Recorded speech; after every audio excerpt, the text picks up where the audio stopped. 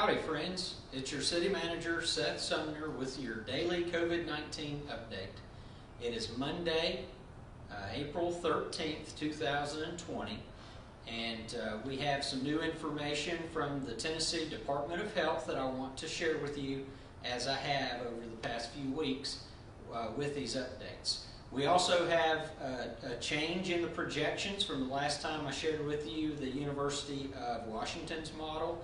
And we also have an update from Governor Bill Lee from just within the last hour from a press conference that he just had.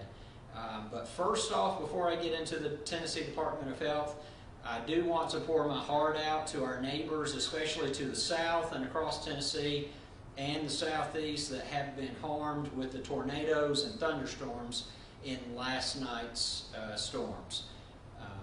We were very fortunate here in the Friendly City. We did have some flooding, and also we had some downed trees and some wind damage, but we didn't have a tornado come through. There has been a lot of destruction, a lot of people hurt to our good friends and neighbors, especially to the south of us, in Cleveland and Collegedale and Chattanooga, and so I know that you'll be asked in the days ahead for us to pour out our hearts and help our neighbors in need, and so I appreciate all that we're able to do for our neighbors, just as they did for us just 3 years ago in November of 2016 when we had our tornado. So I just want to give a heartfelt we're with you to our friends and neighbors who witnessed that destruction and have been injured in that last night. Let's get into our data with the Tennessee Department of Health. We can see now from the updated information today, looking across the state of Tennessee, the hardest hit areas remain Shelby County and Davidson County, of course, and then the metro area in Nashville and Middle Tennessee. Of course, Chattanooga and Knoxville have high concentrations of COVID positive persons as well, but nothing in comparison to our friends in Nashville and Memphis. But we want to look right here to McMinn County. Where are we at? Today, we have added one more COVID positive person to McMinn County, and that is putting us now at 5 total COVID positive persons for McMinn County. I want to look at some of the projections here. What you want to look at is going back to April 5th and moving forward. So the past 9 days, we may not be able to get all the data present during this period from April 5th forward because test results from people who may have tested during this period, not all of those are in yet. So as we wait for that data to come in, this data may change. You can see your red line projection here, looking at where we're going, and you can see where we're at today, a little bit of a flattening here, and that is what we really want to see, is this flatten and then start to fall. And I think we've got some good projections that I'll show you in a minute to help further that trend. But you can see averaging over 200 positive cases for the average day across the state of Tennessee. And our new data set showing, and it's incomplete of course, but still showing a little bit lower numbers, which is a very good thing. Total number of 5,610 cases in the state of Tennessee, and we are now unfortunately a little bit higher on deaths, but nowhere near what was projected at the onset of this. So we are at 109 unfortunate souls who met their demise with this virus. We are looking at outcomes here. We're looking at hospitalizations, 579 hospitalizations from COVID positive persons, 3,190 not requiring hospitalizations. Those are otherwise healthy people without underlying health conditions who've tested COVID positive, but they're not utilizing our limited resources of our hospitals. They're being quarantined at home and being able to largely recover. So we can see only about 10% of cases are requiring our hospital assets right now, hospital beds. and we do have a large percent of those pending. So let's be considerate of that. Our average age of COVID positive persons across Tennessee are 46, and we do have a 99-year-old with COVID positive.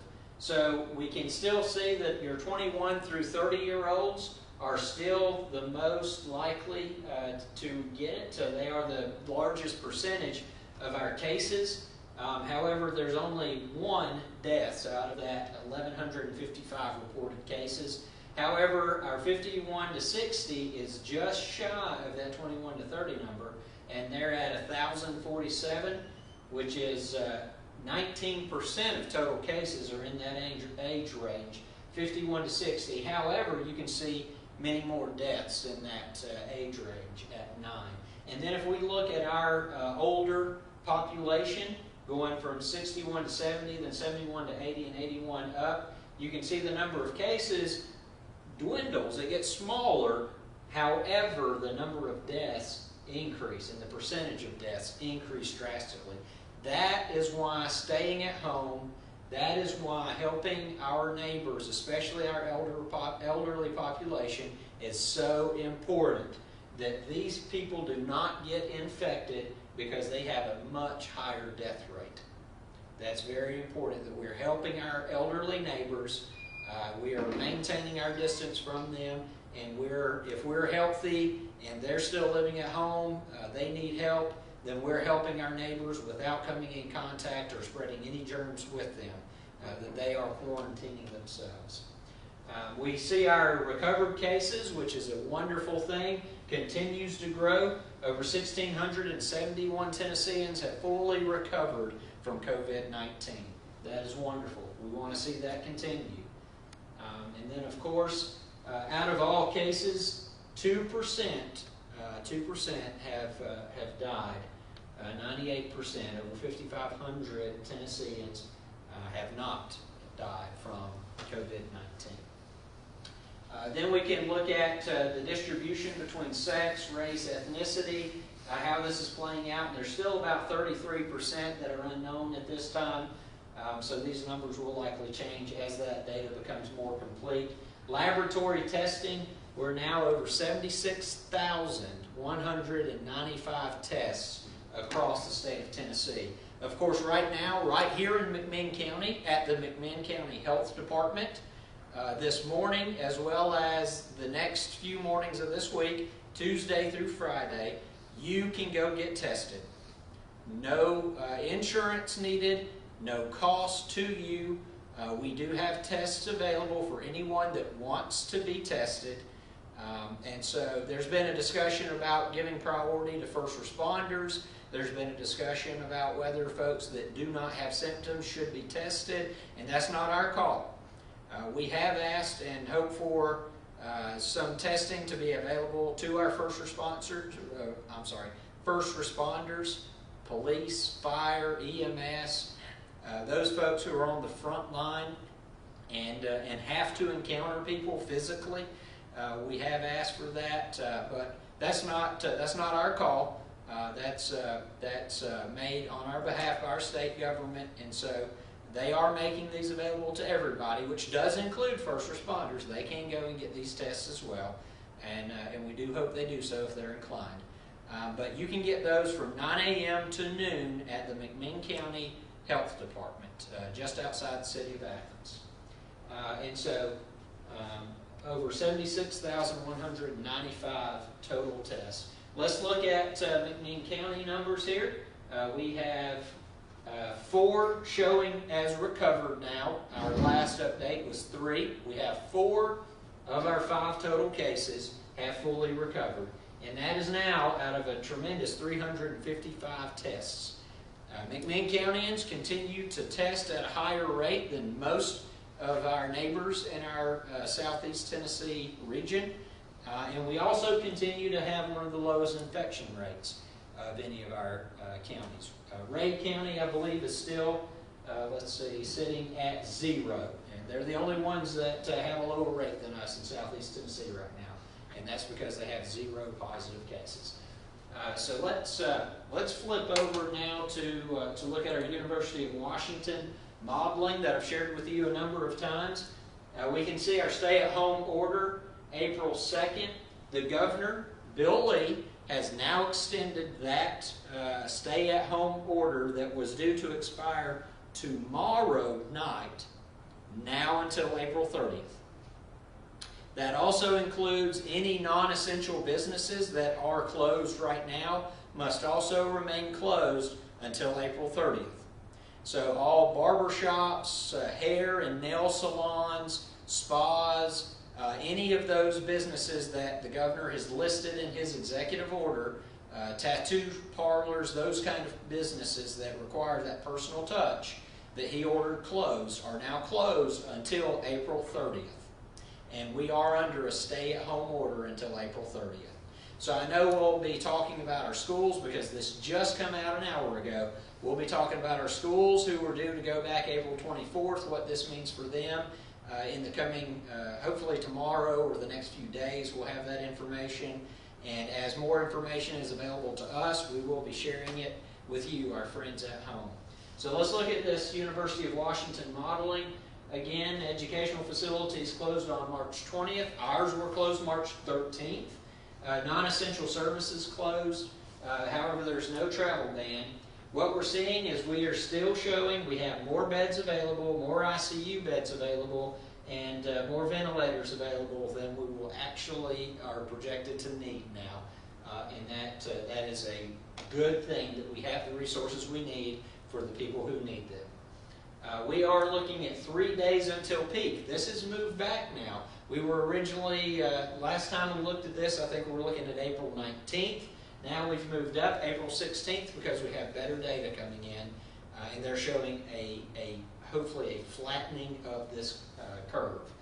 And so you can see here the hospital needs that we will be able to meet those projected now. Deaths per day, this is good. We're down to a minimal 20 deaths. Any death is terrible. 20 is horrible. But the projections that we were seeing early on, where this was in the hundreds per day, 191 per day, 20 is a much better number for us to be looking at today. We're thankful for that because of what our friends are doing out there, being responsible. Doing your part by staying apart. So what we're looking at with deaths, peak per day, it says we're there. It says today is our peak, deaths per day, based on these projections. You can see how this model has nosedived, and this is a wonderful thing because this is fewer and fewer Tennesseans expiring because of COVID-19. And so, we pray that this continues and this holds. Let's flatten that curve. Let's see the backside of this, and let's get through May, and let's put an end to this because I'm ready to hug you. I'm ready to see you again. We're now projected down. Total deaths was almost 600 last time we looked at this last week. Now we're less than 500, 481 projected deaths here. And so I wanted to share that data and that model. And that's a guess. That University of Washington model is a guess. And it does change and get updated, so we'll bring that data back to you for as long as we need to. But a few other announcements that I wanted to make. I did mention Governor Bill Lee today, just an hour ago, announced extending the stay-at-home order from April 14th, which was the original end date, now all the way to April 30th. So April 30th will be the new end to the stay-at-home order. And so that does continue to keep those non-essential business closed through that period of time to April 30th.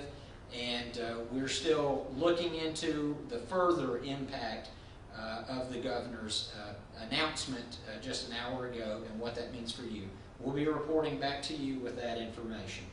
He did also talk about creating a new task force and mentioned having some of our state officers as part of that task force, some commissioners, especially Commissioner Ezell of Tourism, serving on this task force to help reboot Tennessee's economy.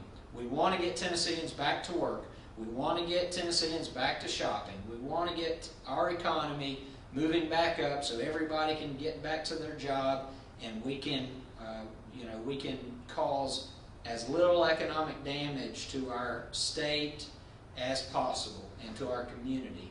And so he is creating that task force that will be reviewing and building a plan to reboot Tennessee's economy in May. And so look forward to hearing more from the governor about that.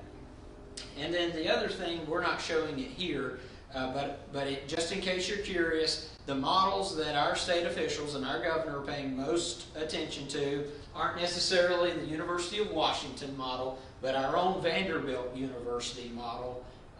And so they're looking at that data, and so you're free to do an internet query and find that information and look at it yourself.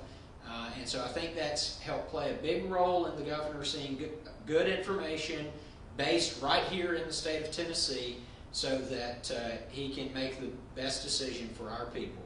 And I think that probably led to this extension of the stay-at-home order. So you can look at the Vanderbilt University COVID-19 model, look at that for further information, so you can see exactly what the governor and other people are looking at too. I reviewed that model over the weekend, and I think we can all be confident that that's good, solid data.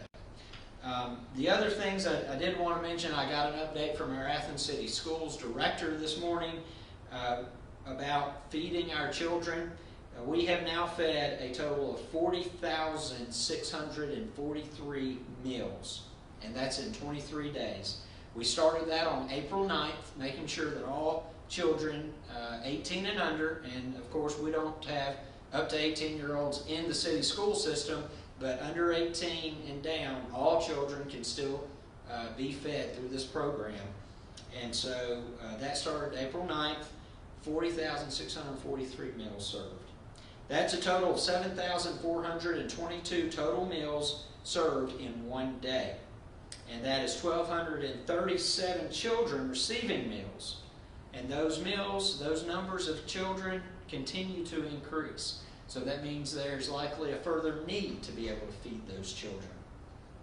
There are now, on Mondays and Thursdays, the children, parents can collect that food on Monday and Thursdays, and there are 3 breakfasts and 3 lunches going home with each child on Monday and Thursday when they come. So they get 6 days of meals, 2 meals a day. So a big thank you to all the volunteers, administration, staff, nurses, and everyone that's playing a role in helping to feed our children in need right now, and especially our food service personnel who are preparing those thousands of meals and being able to get that out and make sure that we're taking care of our neighbors in need, because that's what Athenians do. We take care of our friends and our neighbors in need, and we know that they are in need right now. So let's continue to do what's right. Be responsible, stay home, stay at home, do your part, stay apart, and help our neighbors in need. Limit your trips to the grocery store for essential items. Order takeout, have it delivered to home, or you drive by and pick it up. Still use our restaurants that are open. We want those to survive this economic damage. Go use those restaurants, those local restaurants, and feed your family. But make sure you're getting that delivered, or you're going and picking that up and bringing it right back to the house. Our parks remain open for your convenience, for your health, for you to get out and enjoy nature. We want you to be able to use those. However, we have limited, as you know, we have limited all possibility of contact sport, basketball, soccer, all of those kind of things. We've cut down to just green, open spaces that you can enjoy with your family. Take a picnic out there. It's going to be pretty this week. Maybe a little bit cool, but it'll be pretty. Take a picnic. Enjoy our parks. Be healthy. Be safe. We look forward to seeing you back here tomorrow with more information. I do have some special guests this week, Ms. Paige Zabo with United Way. We do have Ms. Tina South with the Senior Center, and we also have Francis Witt McMahon with CASA on Tuesday, Wednesday, and Thursday of this week. And so let's hear about how those populations are being affected by COVID-19, and we'll be studying the governor's new extensions and what that means for you, and we'll let you know that in the days ahead. May God bless you, and may God bless Athens.